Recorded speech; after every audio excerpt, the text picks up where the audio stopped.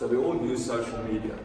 Today we're going to share a few tips and tricks with you to help keep you safe on these platforms against the likes of account takeover, identity theft, blackmail, and more. Tip number 1, we need to talk about password hygiene. The password is literally the key that unlocks these platforms for you. So when you select your password, try and ensure that it is something complex, something that's not easily guessed, and preferably something that doesn't exist in a dictionary. You need to also ensure that you've got multiple passwords for your different platforms so that if they unlock one, at least they only have access to that platform. If it's difficult for you to remember multiple passwords and the complexity of them, you can always download a password manager from the internet where you'll only need to remember the password to the password manager, and the rest of your difficult passwords will be stored inside that platform. Remember to always regularly change your passwords, maybe once in every 3 months or so is recommended.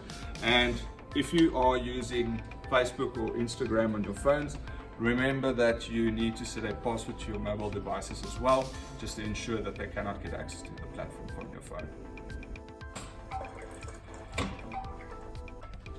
Tip number 2, posting your personal details and contact details in the comments section of social media platforms. I often see people doing this on the likes of advertisements or something that they're interested in buying from a seller. Let me ask you this, would you put your contact details, a picture of yourself, your name and everything on a billboard on the freeway? My guess is the answer is no. This detail can later on be used in phishing campaigns against you, sending you spam. There's a lot of people that scrape this information off of Facebook and other platforms to sell to other customers as personal details. Not to mention that this can be used for identity theft and blackmail as well. Tip number 3, location check-in. There's this wonderful feature on most of these platforms that allow you to check in everywhere you go at different locations, concerts, overseas, etc. As tempting and as awesome as this feature might be, it's got a bit of a double-edged sword to it. The problem is that this information goes public, which means that the wrong people could maybe know about your whereabouts.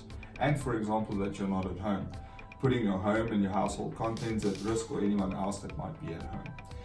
Tip number 4, we need to talk about the acceptance of friend requests. We have this tendency to crave the social attention of getting more friends.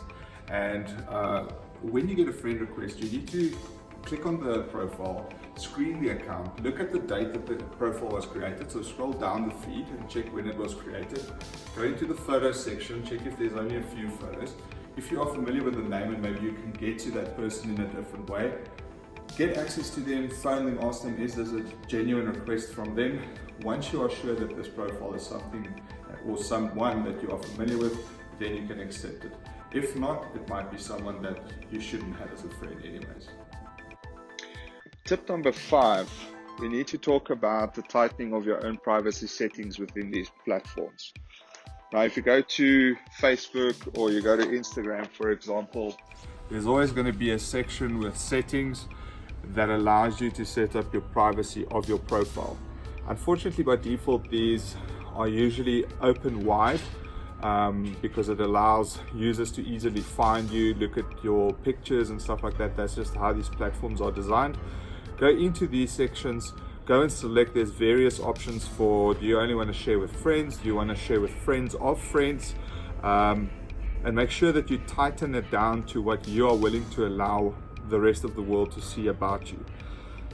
Next up is the opening of links inside Instagram or Twitter or Facebook. There's a lot of fake news out there. There's a lot of what we call clickbait articles. Those are usually articles that have fake content, but they give you a very interesting headline or something, and it usually allows the users or probes the users to go and click on those links to read those articles. More often than not, behind these links there's going to be some sort of a sign up form or sign in with your Facebook account, which then once again hands over your details to the wrong people or people that you didn't intend to share your details with.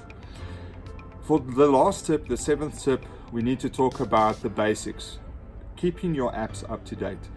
Every single application here was built by human beings, which means that they are riddled with bugs and problems within the software. The developers of these applications are made aware of these issues, and they are obligated to fix them on a regular basis. So you'll notice that your Instagram or Facebook will have regular updates. Please perform these updates. A lot of them don't just add extra features, but they actually end up fixing these bugs within their platform to make you more safe on their platform. That's actually it for our top tips for social media and your health around your security and handling of social media. Please join us next time when we'll discuss another topic of interest.